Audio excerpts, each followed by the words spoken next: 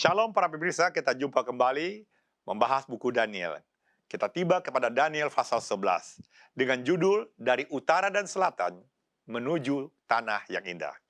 Saudaraku yang kekasih dalam Yesus Kristus, Daniel pasal 11 ini kisahnya dimulai pada tahun pertama pemerintahan Raja Darius di kerajaan Medo Persia.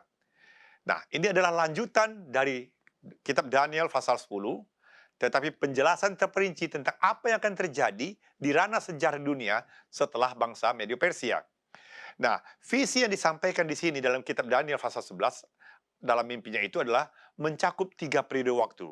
Yang pertama adalah mulai dari zaman Daniel hingga zaman Perjanjian Baru. Kedua, peristiwa hingga akhir abad pertengahan dan peristiwa hingga akhir zaman. Saudaraku yang kasih, tidak ada lagi gambaran yang diberikan dalam nubuatan perkembangan sejarah bangsa dan manusia. Kata-katanya lugas dan bisa digunakan untuk menubuatkan masa depan, dan tidak hanya kerajaan yang berubah, tetapi tantangan bagi umat Allah pun akan mengalami satu masa waktu yang berbeda. Bila mana saudara melihat mengenai garis besar buku Daniel pasal 11, dari kerajaan Persia dan ke Yunani, itu dibahas dalam buku Daniel pasal 11 ayat 2 dan 4. Disinilah ada disebutkan Raja Selatan dan Raja Utara, dan masing-masing dibagi menjadi 2 fase. Raja Selatan adalah fase pertama yang diwakili oleh Mesir dan dinasti Ptolemeus yang memiliki 10 raja, dan yang terakhir adalah seorang ratu. Perwakilan pertama dari Raja Utara adalah Kekaisaran Seleucid yang memiliki 8 raja. Makanya di dalam kitab Daniel pasal 11 ayat 5 sampai 13 itu membahas mengenai mengenai Yunani dan evolusi Yunani. Dan ayat 14 sampai 15 membahas mengenai Yunani kepada kerajaan Romawi kafir. Dan periode Romawi kafir sampai ke Roma politik dibahas dalam buku Daniel pasal 11 ayat 16 sampai 22. Dan setelah itu kembali lagi ke Romawi kafir, dimulai ayat 23 sampai 29. Nah, saudara yang kekasih dalam Yesus Kristus, dalam hal ini ada banyak orang yang berpendapat, khususnya para ahli, bahwa ini adalah ulangan sejarah. Namun belakangan, beberapa orang percaya ini bukan masalah ulangan, tetapi ini kelanjutan dari periode sejarah. Dan ini 2 pendapat yang berbeda ini masih berlangsung juga ada sampai sekarang. Namun yang jelas, saudaraku, apabila kita membaca Daniel pasal 11 ayat 30 sampai 39, itu membahas tentang Roma tata suci yang berada di Vatikan. Dan Roma modern mulai dari ayat 40 sampai 45. Jadi jangka waktu di ayat ini setara dengan usia Wahyu pasal 13 ayat 3. Di mana disebutkan di sana adalah luka parah dari 7 binatang berkepala itu yang disembuhkan. Dan muncullah Roma modern. Nah, saudaraku, coba kita perhatikan poin yang dituliskan dalam buku Daniel ini. Bila mana kita melihat Daniel pasal 7 sampai pasal 9, itu hanya sebagian besar berurusan dengan tanduk kecil sampai tahun 1798. Tapi bila mana kita membaca Daniel pasal 11 ayat 40 dan Daniel pasal 12 ayat 13, maka pergerakan tanduk kecil itu dari tahun 1798 sampai kepada penutupan pintu kasihan. Dan saudara bila mana melihat dan membaca buku Daniel pasal 11 dan 12, itu adalah kelanjutan dari Daniel pasal 7 sampai 9 yang menunjukkan waktu untuk Daniel pasal 11 sampai 12 melampaui jangka waktu daripada Daniel pasal 7 dan 9. Maka itu saudaraku yang kekasih dalam Yesus Kristus, di dalam fokus Daniel pasal 11 kita perlu ketahui bahwa yang pertama, Daniel pasal 11 ini berdiri sejajar secara keseluruhan dengan garis besar nubuatan sebelumnya yang terdapat dalam kitab Daniel pasal 2, pasal 7, pasal 8, dan 9. Dan pesan nubuatan itu meluas dari zaman Nabi sampai ke akhir zaman. Saudara bisa melihat dalam layar kaca Anda. Yang kedua, suksesi kekuatan dunia muncul. Kekuatan yang sering menindas umat Allah. Yang ketiga, bila mana saudara melihat cat Anda di layar kaca Anda, masing-masing garis besar nubuatan mencapai puncaknya dengan akhir yang bahagia. Bila mana saudara melihat dalam cat Anda, layar kaca Anda, dalam Daniel pasal 2, batu itu melenyapkan patung, namun dalam Daniel pasal 7, anak manusia menerima kerajaan. Dan dalam Daniel pasal 8 dan 9, bait suci surgawi dibersihkan melalui karya Mesias. Lalu, saudaraku, kitab Daniel pasal 11 ini juga mengikuti 3 poin dasar. Yang pertama, itu dimulai dengan Raja Persia yang membahas nasib mereka dan waktu akhir ketika Raja Utara menyerang Gunung Suci Allah. Yang kedua adalah suksesi pertempuran antara Raja Utara dan Selatan dan bagaimana mereka mempengaruhi umat Allah itu dijelaskan di dalam pasal ini. Dan ketiga, pasal 11 ini juga diakhiri dengan bahagia ketika Raja Utara menemui ajalnya di hadapan Gunung Permai yang kudus di dalam buku Daniel pasal 11 ayat 45. Jadi saudaraku yang kekasih, kesimpulannya yang positif yang bisa kita dapatkan adalah kejahatan akan berakhir dan pendirian kerajaan Allah akan bersifat abadi kekal selamanya. Maka bila mana saudara membaca poin utama dalam buku Daniel pasal 11, fokus utama dalam 3 pasal terakhir adalah Daniel ditempatkan pada dimensi manusia. Ini mengungkapkan dengan sangat rinci adanya perang di antara dunia yang terbagi, yaitu perang rohani, kerohanian spiritual, dan antara kekuatan duniawi dan umat Allah. Atau sederhananya itulah peperangan rohani di dunia di antara manusia. Nah, dalam visi ini, perincian besar diberikan kepada berbagai kekuatan yang bersaing sejauh individu dan peristiwa tertentu dinubuatkan. Ini menunjukkan bahwa Tuhan tahu segalanya, baik masa lalu, masa sekarang, dan masa yang akan datang. Dan Dia peduli untuk setiap individu, tidak ada yang bisa lepas dari matanya. Saudaraku yang kekasih, ini juga menunjukkan bagaimana kekuatan agama dipersatukan dengan kekuatan politik untuk melangkah lebih jauh ke dalam kegelapan di alam kerohanian dan dalam penganiayaan. Namun, umat Allah digambarkan seperti seorang pangeran atau tuan rumah, dan mereka lebih rela mati daripada mengubah prinsip kebenaran. Ini menunjukkan prinsip bahwa sebuah rumah yang terbelah tidak dapat berdiri sendiri. Kekuatan duniawi bersaing satu sama lain. Yang satu melahap yang lain, memimpin dirinya sendiri pun untuk bersaing untuk menghadapi kehancuran. Namun, saudaraku, warga kerajaan Allah selalu siap sedia mengorbankan hidup mereka untuk prinsip kebenaran kerajaan Allah. Dan pada akhirnya, mereka akan berdiri bersama dengan kerajaan batu, yaitu kerajaan Allah yang bersifat abadi. Dan saudaraku yang kekasih, kekuatan yang tidak ditentukan seperti Raja Selatan dan Raja Utara terus berubah seiring waktu. Nah, sebelum waktu akhir ditentukanlah oleh lokasi geografisnya, kekuatan yang menduduki selatan yang disebut Raja Selatan, kekuasaan menduduki bagian utara, Raja Utara. Namun, ketika sejarah bergerak ke akhir zaman, istilah ini menjadi lebih simbolis. Raja Utara yang mewakili sistem tahta suci Roma, Raja kekuatan selatan menyangkal keberadaan Tuhan, yaitu munculnya ajaran ateisme. Dan kabar dari timur dan utara mengacu kepada hari Sabat dan kedatangan Kristus yang kedua kali. Referensi ini saudara bisa dapatkan di dalam buku Wahyu pasal 7, di mana malaikat yang datang dari timur mewakili materai Allah, yaitu Sabat, dan bagian utara adalah tempat tinggal Allah di dalam buku Mazmur pasal 48. Pada akhirnya saudaraku, pesan-pesan dari Sabat dan kedatangan Yesus kedua kali adalah kabar yang mengganggu Raja Utara. Sebagaimana telah dinubuatkan di dalam pasal-pasal sebelumnya, Raja Utara akan dihancurkan. Saudara bisa melihat dalam cat di layar kaca Anda. Nah, saudara perhatikan kekuasaan kerajaan Allah di bagian bawah dari bagian yang Anda lihat di layar kaca Anda itu. Di Daniel pasal 2 muncul kerajaan batu. Tapi Daniel pasal 7, kerajaan itu diserahkan kepada orang-orang kudus milik Yang Maha Tinggi.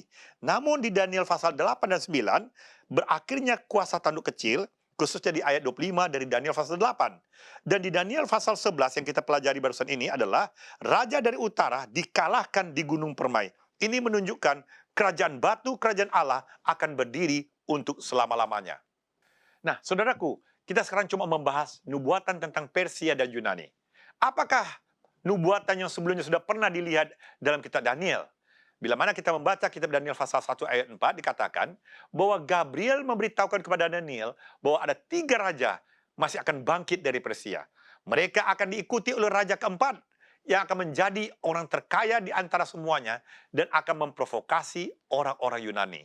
Setelah Kores tiga raja berturut-turut mengerahkan kekuasaan atas Persia. Yaitu yang pertama Kambises, tahun 530 sampai 522 sebelum Masehi. Kemudian Raja Smerdis, hanya 1 tahun, yaitu tahun 522 sebelum Masehi.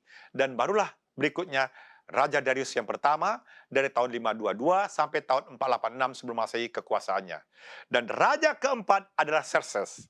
Saudaraku, Raja Xerxes disebutkan dalam kitab Ester dengan nama Ahasveros. Dia sangat kaya. Bila mana saudara membuka Alkitab saudara dalam Ester 1 ayat 1 sampai 7, di situ dia memimpin pasukan yang sangat besar menyerang Yunani seperti yang dinubuatkan dalam Alkitab sebelumnya, tetapi terlepas dari kekuatannya, akhirnya dia juga dipukul mundur oleh pasukan tentara Yunani yang gagah berani. Jadi tidak sulit saudaraku untuk mengenali siapa itu Alexander Agung sebagai raja yang perkasa yang muncul dalam buku Daniel pasal 11 ayat 3 yang menjadi penguasa absolut dunia kuno pada waktu itu. Bayangkan saudaraku, usia 30 tahun dia sudah menguasai daratan Eropa. Tetapi usia 32 tahun itu juga ia meninggal tanpa meninggalkan ahli waris untuk memerintah kerajaannya. Sehingga kerajaannya itu dibagi menjadi 4 oleh sebab dipimpin oleh 4 jenderalnya. Seleukus atas Suria dan Mesopotamia, itu bagian timur. Kemudian Jenderal Ptolemeus atas Mesir, itu bagian selatan. Dan kemudian Lysimachus atas Thracia dan sebagian Asia Kecil, itu adalah di bagian utara. Dan Sesender atas Makedonia dan Yunani, itu terletak di bagian barat. Nah, bagaimanakah ayat-ayat Daniel, kalau kita baca dalam Daniel pasal 11 ayat 2 dan 4, atau Daniel pasal 8 ayat 3 sampai 8, terus lanjut 20 sampai 22, bisa membantu kita untuk mengidentifikasikan Alexander yang Agung sebagai kekuasaan di pasal 11 ini. Pertama, saudaraku, bila mana kita belajar bahwa nubuatan dipenuhi seperti yang diperkirakan oleh utusan ilahi, yaitu firman Allah, itu selamanya tidak akan pernah gagal, saudaraku. Yang kedua, Allah adalah Tuhan atas sejarah. Dia mengendalikan segala sesuatu. Mungkin kita mendapat suatu kesan bahwa suksesi kekuasaan politik atau pemimpin atau kerajaan didorong oleh ambisi kaisar atau diktator atau politisi dari semua jalur. Namun jangan lupa, Alkitab menyingkapkan bahwa Allah berada dalam kendali tertinggi dan akan menggerakkan roda sejarah sesuai dengan kehendak ilahi yang pada akhirnya akan mengarah kepada pemberantasan kejahatan dan pembentukan kerajaan abadi dari kerajaan batu. Nah, oleh sebab itu saudaraku, bila mana kita melihat lagi nubuatan tentang Suria dan Mesir, apa yang sedang terjadi di dalam Daniel pasal 11 ayat 5 sampai 14? Setelah kematian Alexander Agung, kerajaan Yunani ini yang luas dibagi di antara 4 jenderalnya. 2 di antaranya, Seleukus di Suria, itu bagian utara, dan Ptolemy, Mesir bagian selatan, berhasil membangun dinasti yang akan saling bertarung untuk menguasai wilayah kekuasaan mereka. Dan sebagian besar pelajar Alkitab memahami perang antara Raja Utara dan Selatan ini telah dinubuatkan dalam buku Daniel pasal 11 ayat 5 sampai 14 yang merujuk kepada pertempuran yang melibatkan kedua dinasti ini. Saudaraku, menurut nubuatan itu, satu upaya akan dilakukan untuk menyatukan kedua dinasti ini, utara dan selatan, dengan cara melakukan pernikahan anak-anak mereka. Tetapi aliansi ini, saudaraku, hanya berumur pendek. Itu juga dibahas dalam buku Daniel pasal 11 ayat ke-6. Sumber-sumber sejarah lain juga, saudaraku, menginformasikan kepada kita bahwa cucu dari Seleukus yang pertama, yaitu Antiochus kedua, Theos, yang berkuasa tahun 261 sampai 246 sebelum Masehi, mencoba menikahi Berenice, adalah seorang putri Raja Mesir, dari Ptolemy kedua. Apa yang terjadi? Perjanjian itu tidak bertahan lama, saudaraku, dan konflik kemudian terlibat lagi. Namun, konflik ini juga melibatkan umat Allah yang selanjutnya. Dengan demikian, saudaraku yang kekasih, Daniel pasal 11 membahas beberapa peristiwa penting yang menyentuh kehidupan umat Allah secara berabad-abad setelah Nabi Daniel tidak ada lagi di tempat kejadian. Dengan kata lain, nubuatan kitab Daniel berkaitan dengan sejarah dunia ini. Nah, sekali lagi, Mungkin kita bisa menimbulkan pertanyaan, mengapa Tuhan mengungkapkan sebelumnya semua detail tentang perang yang melibatkan kerajaan yang saling berperang untuk supremasi di belahan dunia ini? Lalu apa gunanya kita belajar Alkitab kerajaan demi kerajaan? Itu berkaitan dengan nubuatan nasib sejarah bangsa dan secara manusia, termasuk nasib saudara dan saya. Bahwa sesungguhnya ada rencana Allah di balik semuanya ini. Perang ini, saudaraku, mempengaruhi umat Allah. Dan kita tahu peperangan ini dimulai dari sorga. Jadi Tuhan mengumumkan sebelumnya banyak tantangan yang akan dihadapi umatnya di tahun-tahun mendatang sebagaimana saudara dan saya hidup di akhir zaman ini. Allah adalah Tuhan atas sejarah, saudaraku. Dan ketika kita membandingkan catatan nubuatan dengan peristiwa sejarah dunia ini, kita dapat melihat lagi bahwa kata-kata nubuatan di dalam buku kitab Daniel ini digenapi seperti yang telah ditulis. Dan Allah yang menubuatkan perubahan-perubahan dari kerajaan-kerajaan Helenistik yang saling bertarung adalah Allah yang sama yang mengetahui masa depan saudara dan saya dan seluruh bangsa di dunia ini. Jadi Allah itu layaknya kepercayaan dan iman kita, saudaraku. Ia adalah Allah-Allah yang besar, bukan hanya idola yang diproduksi oleh imajinasi manusia. Allah tidak hanya mengarahkan jalan peristiwa sejarah, saudaraku, tetapi Dia juga bisa mengarahkan hidup saudara dan saya jika kita mengizinkan Dia campur tangan dalam kehidupan saudara dan saya. Maka itu, saudaraku yang kekasih, peperangan besar itu bukan hanya secara fisik, tapi adalah rohani. Jalan ceritanya adalah muncul konflik antara utara dan selatan yang membangkitkan pertempuran antara kekuatan yang bersaing untuk menguasai tanah perjanjian. Lalu terletak di antara pertemuan kerajaan-kerajaan besar saat itu, bangsa Israel sering terjerat dalam konflik-konflik internasional sampai hari ini, saudaraku. Kekuasaan utara, yaitu Asur dan Babel, Seleucid, yang berperang melawan kekuatan dari selatan, yaitu Mesir, Ptolemeus, untuk penguasaan strategis daerah Palestina. Jelas, saudaraku, perang untuk menguasai tanah suci menyebabkan banyak penderitaan bagi umat Allah. Maka muncul malaikat Gabriel yang menjelaskan bahwa nubuatan itu dimaksudkan untuk membuat Daniel mengerti apa yang terjadi pada bangsamu pada hari-hari terakhir. Sebab penglihatan ini juga mengenai hari-hari terakhir itu di dalam buku Daniel pasal 10 ayat 14. Jadi, saudaraku, urutan panjang dari kerajaan-kerajaan dan perang yang mereka hadapi sejauh ini adalah berhubungan dengan umat Allah yang akan mengalami penderitaan yang sangat luar biasa. Sehingga ketika peristiwa nubuatan digenapi, berlangsung perang antara utara dan selatan, ini memuncak dalam serangan terhadap umat Allah di Bukit Sion. Sebenarnya, saudaraku, pertentangan akhir ini adalah bersama dengan intervensi keselamatan dari Allah bagi umatnya. Puncak dari pekabaran Daniel. Makanya penting kita belajar buku Daniel supaya kita bisa mengerti puncak dari segala peperangan kosmik yang terjadi sejak dari surga yang berlanjut sampai hari ini. Ketika kita mencoba menerapkan historis dalam penafsiran pasal dalam buku Daniel ini, kita juga harus memahami, saudaraku, bahwa ketika garis waktu nubuatan melewati peristiwa perang salib, simbol-simbol nubuatan dan peristiwa-peristiwa yang digambarkan, kita harus juga menafsirkan sesuai dengan perkataan dari buku Perjanjian Baru. Di dalam buku Perjanjian Baru, Kristus menyatakan bahwa Israel telah ditawarkan bukan hanya kepada orang Yahudi, tapi kepada bukan Yahudi juga, untuk perjanjian atas kematian anak domba itu.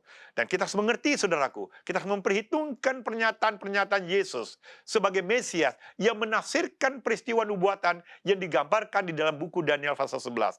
Dengan demikian, saudaraku, sebagian besar penafsir histori Alkitab dapat memahami raja dari utara yang pada awalnya sebagai referensi kepada kekuasaan Seleucid di Suria dan raja selatan mewakili Ptolemeus yang berkuasa atas Mesir, menggambarkan sebuah peran raja utara yang diambil alih oleh Roma kekafiran dan kemudian dikuasai oleh Roma tata suci. Dalam hal yang sama, saudaraku, nanti akan kita lihat bagaimana waktu nubuatan kekuasaan dari selatan datang atas nama ateisme yang dipromosikan dengan gencar oleh kekuatan-kekuatan yang membangkitkan revolusi Perancis hingga berlanjut sampai di mana saudara dan saya masih hidup hari ini.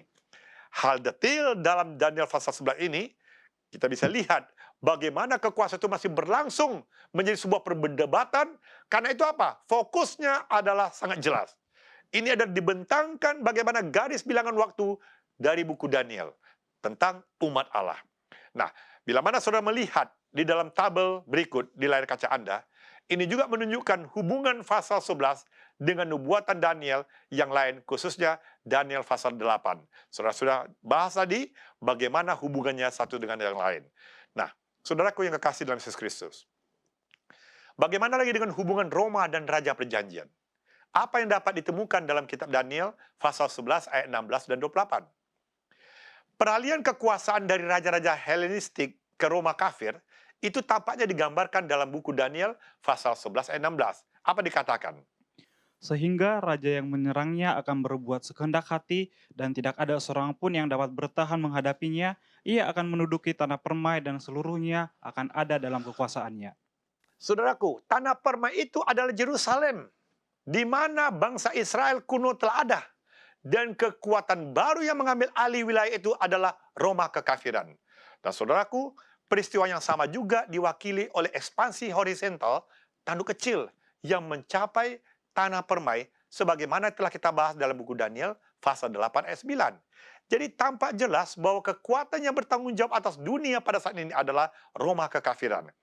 Dan beberapa petunjuk saudaraku dari Alkitab memperkuat persepsi ini. Misalnya, seorang pemungut pajak harus merujuk pada Kaisar Agustus. Nah, pada masa pemerintahannya Yesus lahir. Nah, ketika Maria dan Yusuf pergi ke Bethlehem untuk sensus, Daniel pasal 11 ayat 20 juga menjelaskan di situ. Ini menunjukkan nubuatan penguasa ini akan digantikan oleh seorang yang hina di dalam Daniel pasal 11 ayat 21. Sebagaimana ditunjukkan oleh sejarah, saudaraku, Kaisar Agustus digantikan oleh Tiberius, putra angkat Agustus. Dan Tiberius dikenal sebagai orang eksentrik dan hina. Yang paling penting, saudaraku, menurut ayat Alkitab, pada masa pemerintahan Tiberius, bahwa Raja Perjanjian akan dihancurkan. Dalam buku Daniel pasal 11 ayat 22 dinubuatkan. Jadi saudaraku, ini jelas menunjukkan pada penyaliban Kristus, yaitu seorang yang diurapi atau seorang raja. Yang telah kita bahas sebelumnya dalam buku Daniel pasal 9 ayat 25, atau saudara bisa membuka dalam buku Matius pasal 27 ayat 33 sampai 50. Karena Yesus dihukum mati pada saat masa pemerintahan Tiberius. Nah, referensi kepada Yesus di sini sebagai Raja Perjanjian adalah penanda kuat yang membantu menunjukkan kepada kita bahwa aliran peristiwa sejarah sekali lagi membuktikan bahwa setiap orang tentang Allah yang memiliki pengetahuan yang menakjubkan sebelum hal terjadi sudah diungkapkan, sudah disingkapkan. Makanya saudaraku, bila mana saudara melihat cat di layar Anda, garis bilangan ini menunjukkan bahwa memang Mesias yang dinubuatkan itu di dalam buku Daniel ini telah digenapi di dalam buku Perjanjian Baru. Dan sesungguhnya saudaraku, Allah benar atas semua yang telah terjadi sebelumnya dalam nubuatan di buku kitab Daniel ini. Dan kita pasti dapat mempercayainya pada apa yang dikatakan dalam buku Daniel ini. Karena itulah yang saudara lihat di dalam layar kaca Anda. Nubuatan garis bilangan sampai Yesus datang untuk kedua kalinya. Dan lalu dalam buku kitab Daniel, saudaraku, ayat 11 ini, muncul kekuatan berikutnya. Apa yang muncul? Yaitu Roma kafir. Di dalam buku Daniel pasal 11 ayat 29 sampai 39. Kenapa? Ini kekuasaan baru, saudaraku. Meskipun sistem ini berdiri dalam kelanjutan dengan kekaisaran Romawi kafir dan mewarisi beberapa karakteristik pendahulunya, namun jangan lupa, saat yang sama tampaknya berbeda dalam beberapa aspek. Bila mana kita melihat ayat Alkitab, jelas menyatakan ini tidak akan sama dengan yang pertama di dalam buku Daniel pasal 11 ayat 29. Ketika kita melihat lebih jauh, kita menemukan sistem ini bertindak sebagai kekuatan agama. Dan raja yang muncul di ayat 29 ini mengarahkan serangannya terutama kepada Allah dan umatnya. Bersifat vertikal, saudaraku. Bukan hanya horizontal. Maka kita melihat ada beberapa tindakan yang dilakukan oleh raja ini. Pertama, dia akan bertindak dengan hati mendendam terhadap perjanjian kudus. Ada disinggung dalam Daniel pasal 11 ayat 30. Ini menunjukkan pada perjanjian keselamatan Allah yang ditentang oleh raja ini. Dia mencoba mengambil alih otoritas daripada panglima bala tentara surga. Yang kedua, raja ini akan menghasilkan kekuatan yang akan menajiskan tempat kudus dan menghapuskan korban sehari-hari dalam Daniel pasal 11 ayat 31. Artinya, otoritas yang maha tinggi, otoritas Yesus digantikan oleh raja ini. Dan kita mencatat, saudaraku, di dalam Daniel pasal 8, bahwa tanduk kecil itu meruntuhkan fondasi bait suci Allah dan mengambil korban persembahan sehari-hari yang pernah kita singgung bahas dalam Daniel pasal 8 ayat 11. Artinya, peranan Yesus sebagai juru selamat digantikan oleh raja ini. Dan dia merubah sistem keselamatan bahwa Yesus sebagai perantara di sorga digantikan oleh dia pada saat ini. Nah, ini yang harus dipahami sebagai serangan kerohanian terhadap pelayanan Kristus yang saat ini berada di bilik maha suci di sorga. Yang ketiga, saudaraku, keunikan daripada Daniel pasal 11 ayat 29 ini, yaitu sebagai konsekuensi dari serangan yang bersifat vertikal kepada bait suci di surga, kekuatan ini menempatkan kefasikan yang membinasakan di bait suci Allah itu. Ungkapan ini paralel dengan kefasikan yang membinasakan. Ini menunjukkan pada tindakan kemurtadan, pemberontakan, dan penganiayaan yang akan dilakukan oleh tanduk kecil ini di dalam ayat 13 dalam buku Daniel pasal 8. Yang keempat, kekuatan raja ini menganiaya umat Allah. Apa dikatakan? Sebagian dari orang-orang bijaksana itu akan jatuh, supaya dengan demikian diadakan pengujian, penyaringan, dan pemurnian di antara mereka sampai pada akhir zaman, sebab akhir zaman itu belum mencapai waktu yang telah ditetapkan. Saudaraku, dari Daniel pasal 11:35 ini mengingatkan kita kepada bagaimana kekuasaan tanduk kecil itu yang menjatuhkan bintang-bintang ke bumi dan menginjak-injak mereka dalam Daniel pasal 8 ayat 10. Dan itu kita bisa bandingkan dalam Daniel pasal 7 ayat 25, bagaimana dia merubah waktu dan hukum. Dan yang kelima, saudaraku, raja ini akan meninggikan, membesarkan dirinya terhadap setiap Allah. Artinya apa, saudaraku? Bukan hanya Allah yang di sorga yang dia menyombongkan dirinya, tapi dia mengatasi segala Allah dengan mengucapkan kata-kata yang tak senonoh sama sekali. Dan itu yang ditulis dalam Daniel pasal 11 ayat 36. Jadi tidak mengherankan, saudaraku, tanduk kecil ini juga memiliki mulut yang menyombongkan dirinya sama dengan Daniel pasal 7 ayat 8, bahkan terhadap Allah di dalam Daniel pasal 7 ayat 25. Maka itu bila mana kita memperhatikan peristiwa-peristiwa akhir zaman, apa yang sedang terjadi, saudaraku, di dalam Daniel pasal 11 ayat 40 sampai 45. Dalam fase ini, saudaraku, ini banyak membantu kita untuk bisa memahami apa yang terjadi pada akhir zaman. Ungkapan akhir zaman itu sama dengan akhir masa. Hanya muncul dalam kitab Daniel pasal 8 ayat 17, Daniel pasal 11 ayat 35 dan 40, dan Daniel pasal 12 ayat 4 dan 9. Ini adalah nubuatan tentang masa penghakiman yang menunjukkan akhir zaman akan terus berkelanjutan sampai jatuhnya tata suci pada tahun 1798 hingga kebangkitan orang mati di dalam buku Daniel pasal 12 ayat 2. Saudara bisa melihat di layar kaca Anda nubuatan garis bilangan ini. Nah, Raja Utara, saudaraku, ini namanya pertama kali secara geografis menunjukkan pada dinasti Seleucid. Tetapi kemudian, saudaraku, ini mengacu kepada Roma kafir dan berlanjut dari Roma kafir kepada Roma tata suci. Dengan demikian, ini tidak menggambarkan lokasi geografis, melainkan menunjuk pada musuh kerohanian umat Allah. Oleh sebab, Roma kafir berakhir pada tahun 476 setelah Masehi. Dan inilah kelanjutannya. Dan kita juga harus mencatat, saudaraku, Raja Utara memiliki tiruan dari Allah yang menganggap dirinya wakil Allah, yang dalam Alkitab secara simbolis dikaitkan dengan kerajaan utara dalam buku Yesaya pasal 14 ayat 13. Dan Raja Selatan, nama ini juga pada awalnya menunjuk kepada dinasti Ptolemeus di Mesir, bagian selatan dari kota Yerusalem, tanah suci. Tetapi, saudaraku, ketika nubuatan ini terungkap, raja tersebut memperoleh dimensi teologis dan dikaitkan oleh beberapa ahli Alkitab dengan ateisme.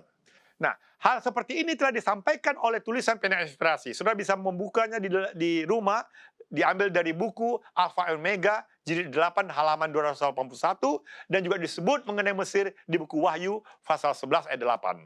Nah, bila mana kita membaca dan kita mendengar kata Gunung Permai yang Kudus, di zaman Perjanjian Lama, saudaraku, ungkapan ini sudah jelas merujuk kepada Bukit Sion, yaitu ibu kota dari pusat Israel dan sejarah geografis terletak di tanah perjanjian.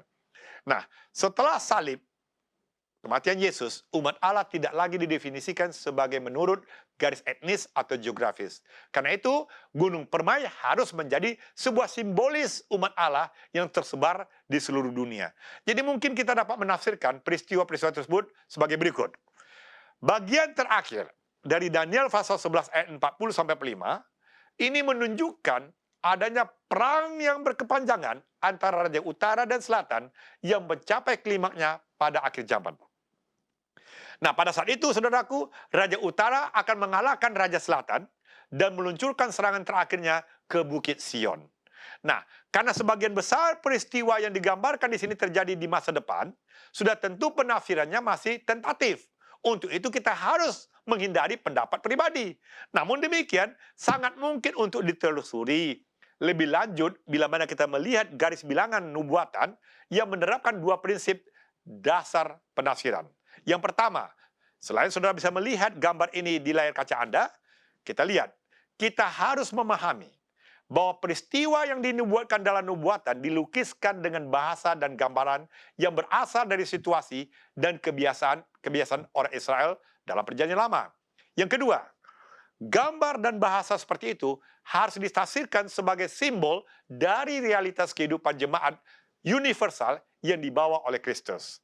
Nah, saudaraku, dengan kata lain, menurut prinsip-prinsip di atas, maka raja dari selatan yang mewakili Mesir, seperti yang ditunjukkan melalui nubuatan secara konsisten, kemudian muncul raja utara harus diidentifikasikan dengan Babel rohani yang muncul dalam perjanjian lama sebagai kekuatan dari utara, tetapi Babel ini juga secara fisik yang didirikan oleh Nimrod. Dan ini menjadi pusat agama kafir dan musuh utama dari kota Yerusalem, yaitu umat Allah. Dalam simbolisme apokaliptik bahwa Babel muncul untuk melambangkan Roma kekafiran dan tata suci. Dengan demikian, saudaraku, dalam garis waktu nubuatan yang merupakan akhir zaman, Babel Raja Utara jelas melambangkan tata suci dan kekuasaan-kekuasaan pendukungnya. Lalu Mesir mewakili kekuatan yang membuat perlawanan, tetapi akhirnya dia juga dikalahkan oleh tanduk kecil ini. Jadi di antara kemungkinan-kemungkinan lain seperti bekas kekaisaran Ottoman, Mesir kemungkinan besar mewakili ateisme dan sekularisme. Jadi ketika Raja Utara menyerang tanah permai, saudaraku, kita sudah diberitahukan bahwa Edom tanah Moab dan bagian yang penting dari Bani Amon dalam Daniel pasal 11 ayat 41 juga ikut melarikan diri. Dan kekuatannya yang sangat luar biasa, mereka akhirnya terpencar. Dan karena ketiga bangsa ini sudah lama tidak ada, maka mereka ditafsirkan sebagai simbol dari kenyataan-kenyataan eskatologis yang lebih luas. Untuk lebih memahami simbolisme yang terkait dengan bangsa-bangsa itu, jangan lupa kita harus catat bahwa tanah permai bukanlah kenyataan geografis di Timur Tengah, tapi ini simbol dari umat Allah di mana saja saudara berada, termasuk saudara yang sedang menyaksikan acara ini. Dalam hal yang sama, saudaraku, Edom, Moab, dan Amon bukanlah entitas etnis, tapi mereka menggambarkan orang yang akan menentang bujukan Babel rohani yang datang dari beberapa keyakinan dan tradisi filosofis untuk bergabung dengan umat Allah yang sisa pada masa-masa terakhir dunia ini. Dan pertempuran terakhir dari konflik panjang, saudaraku, akan terjadi ketika Raja Utara akan mendirikan kemah kebesarannya di antara laut dan gunung permai yang kudus itu yang ditulis dalam buku Daniel pasal 11 ayat 45. Jadi skenario ini mengingatkan kita bagaimana raja asing yang datang dari utara menyerang kota Yerusalem. Contoh saja, Sanherib. Sanherib misalnya, saudaraku, dia mendirikan pangkalan militernya di Laksis yang berada di antara laut Mediterania dan Yerusalem. Nah, gambaran-gambaran seperti ini, saudaraku, ini melukiskan konfrontasi terakhir antara kekuatan Babel rohani, yaitu tata suci dan sekutunya, melawan umat Allah yang berdiri di atas gunung suci yang mulia, yang melambangkan umat Allah dalam naungan kasih kealahan Kristus Yesus. Jadi, dalam bahasa yang menggugah, dari pengalaman Israel dan Yehuda kuno, saudaraku, nubuat ini menggambarkan bagaimana perlawanan Babel zaman akhir terhadap umat Allah. Tetapi musuh itu akan gagal, saudaraku. Oleh sebab di dalam buku Daniel pasal 11 ayat 45 dikatakan, ia akan menemui ajalnya, tidak ada seorang pun yang menolongnya. Saudara bisa melihat dalam layar kaca Anda perbandingan mulai kitab Daniel pasal 2, 7, 8, 9, dan 11, di mana bagian paling bawah dikatakan, kekuasaan ada di dalam kerajaan Allah. Sebagai kesimpulan, saudaraku yang kekasih, kita perlu belajar dari hal yang bijak. Dan kita harus rela menderita sebagai umat Allah demi kebenaran.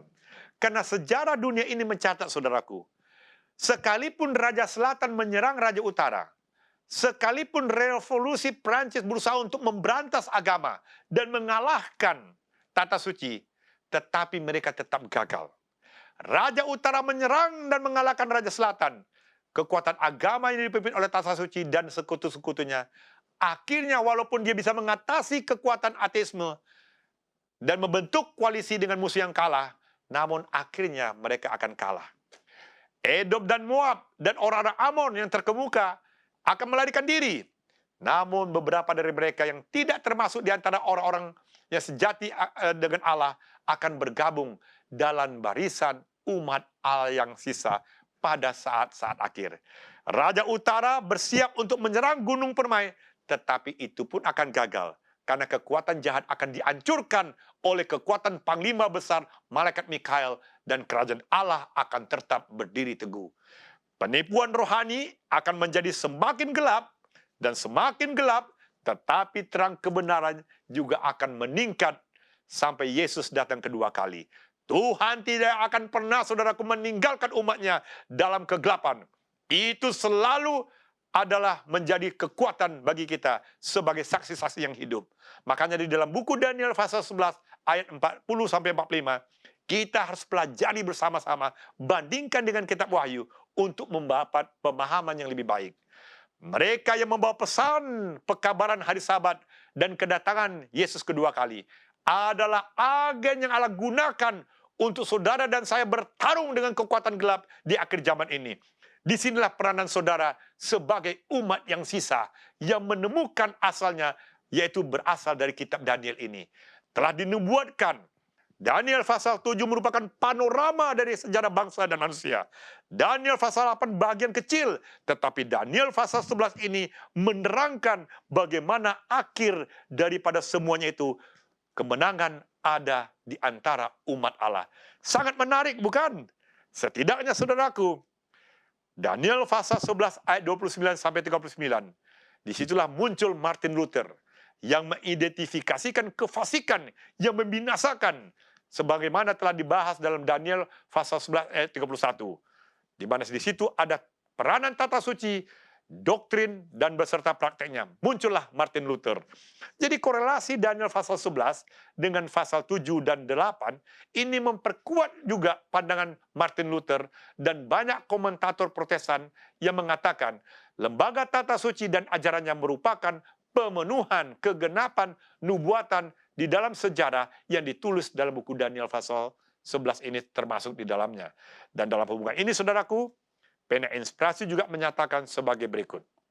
Tak satu pun gereja yang berada dalam kekuasaan Romawi yang tanpa diganggu bisa menikmati kebebasan hati nuraninya. Segera setelah tanduk kecil itu memperoleh kekuasaan, ia menghancurkan semua yang menolak mengakui jalan-jalannya, dan satu persatu gereja itu tunduk kepada pemerintahan dan kekuasaannya. Demikian, saudara, namun jangan lupa, kemenangan ada di pihak umat Allah.